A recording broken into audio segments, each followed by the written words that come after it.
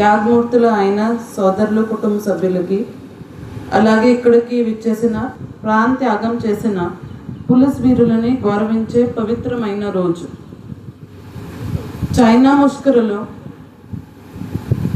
చేతిలో అసలు బాసిన సిఆర్పిఎఫ్ బలగాల త్యాగాలను గుర్తించుకుంటూ కేంద్ర ప్రభుత్వం జాతీయ పోలీస్ ప్రాణాలు కోల్పోయిన పోలీసుల త్యాగాలను స్మరించుకుంటూ ఈరోజు ఈ కార్యక్రమం నిర్వహించుకుంటున్నాం.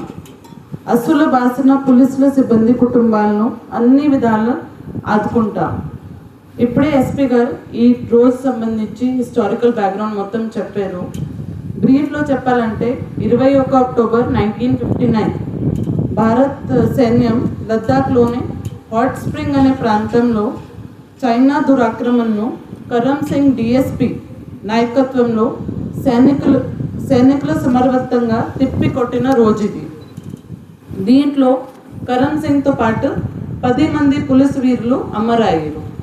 విధి నిర్వహణలో అసలు బాసిన పోలీస్ యోద్ధాల త్యాగాలను సమర్పించుకుంటూ అక్టోబర్ 21 తేదీని అమర్ వీరులు సంస్మరణ దినంగా జరుపుకుంటాం. ఒక చిన్న హిస్టారికల్ కంటెక్స్ట్ ఉన్నది విచ్ ఐ థాట్ మనం ఎవ్రీ ఇయర్ మనం తెలుసుకుంటూ ఉంటాం, but it is good to remember the sacrifices made by them. It was on the date of October 28, 1959. మనకి ఇంకా అప్పుడు చైనాతో సత్సంబంధాలు ఇంకా ఉన్నాయి, బట్ అప్పుడే చిన్న చిన్న స్కిర్మిషెస్ స్టార్ట్ అవుతూ ఉన్నాయి.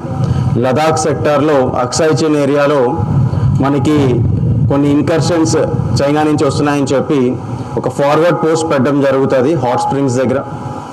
సో దాన్ని అక్కడున్న లోకల్ పోలీస్ అండ్ అలాగే సిఆర్పిఎఫ్ అక్కడికి డిప్లాయ్ చేయడం జరుగుతుంది.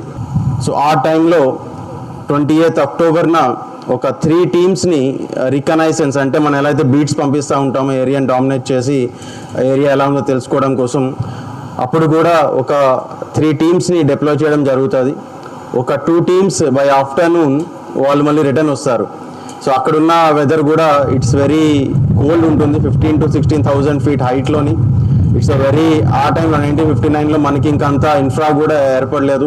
So sufficient resources were also not there, but still for the love of country and for the love of the duty అంత కష్టమైన వెదర్లో, అంత అడ్వర్స్ కండిషన్స్లో కూడా మన తోటి పోలీస్ మెన్ అక్కడ ఉద్యోగం చేస్తూ ఉన్నారు.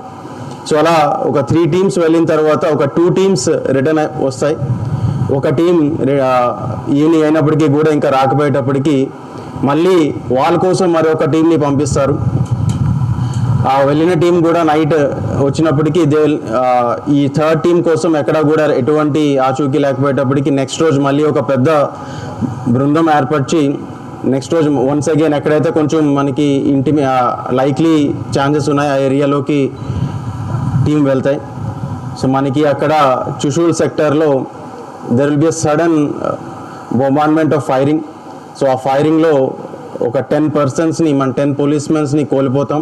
It was so devastating that మనం ఆ ఫైరింగ్లో ఎవరైతే ప్రాణం త్యాగం చేశారో వాళ్ళని షహీదులను కూడా వెనక్కి తీసుకునే పరిస్థితి కూడా లేదు మనకి. సో అది నవంబర్ 13th, అంటే ఇది అక్టోబర్ 21st ఈ ఇన్సిడెంట్ జరిగితే November 13th will be getting back వాళ్ళందరికీ కూడా మనం ఫ్యూనరల్ రైట్స్ అన్ని కూడా నవంబర్ 13th మనం రిసీవ్ చేసి 14th కండక్ట్ చేస్తాం.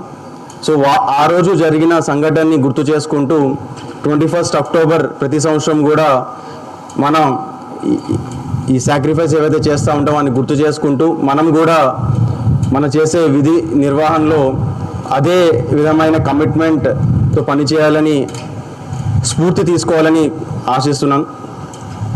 మన ప్రాంతంలో కూడా తీసుకున్నట్లయితే లాట్ ఆఫ్ ఇష్యూస్ మనకి ఉండేవి.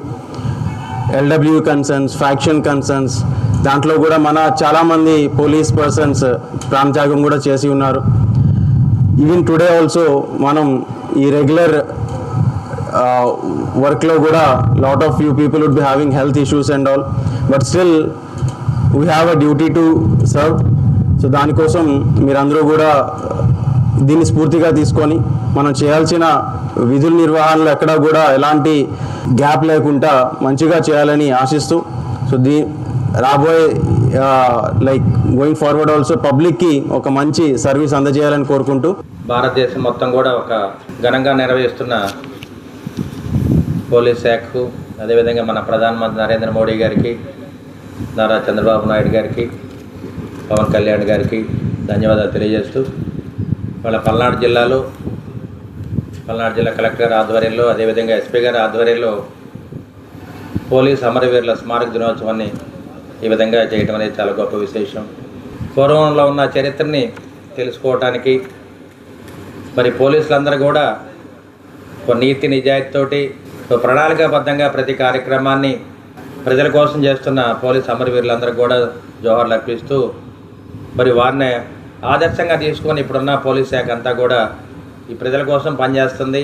ప్రజాస్వామ్యాన్ని కాపాడుకుంటూ, చట్టాన్ని కాపాడుతూ ప్రజలకు అండగా ఉంటున్న పోలీసులందరూ కూడా మరి భారతదేశం ప్రజలందరూ కూడా శిరస్సు వంచి నమస్కారాలు తెలియజేస్తున్నాము. అదేవిధంగా ఇవాళ పోలీసు భద్రత లేకపోతే ఈ సమాజం ఉండదు. మరి ఆపరేషన్ దుర్యోధన సినిమాలో మీరు ఒకసారి చూశారు. పోలీసు వారు లేకపోతే కనుక సమాజం ఏ విధంగా మరి కిరాయి గుండాల చేతిలోకి వెళ్ళిపోద్దో ఒక సందేశాన్ని ఇచ్చే సినిమా అది. మరి ఆపరేషన్ దుర్యోధన సినిమాని మనం ఆదర్శంగా తీసుకోవాలి. అంటే పోలీసులు ఏ విధంగా కష్టపడుతున్నారు, ఏ విధంగా 24/7 24 గంటలు కష్టపడుతున్నారు, ఒక వైద్య శాఖ లాగా, ఒక కరెంట్ డిపార్ట్మెంట్ లాగా, అదేవిధంగా పోలీసు భద్రత లేకపోతే కూడా ఈ సమాజం నిలబడలేదని చెప్పి తెలియజేస్తూ మరి అందరం కూడా పోలీస్ శాఖకి మరి శిరస్సు నమస్కారాలు తెలియజేస్తూ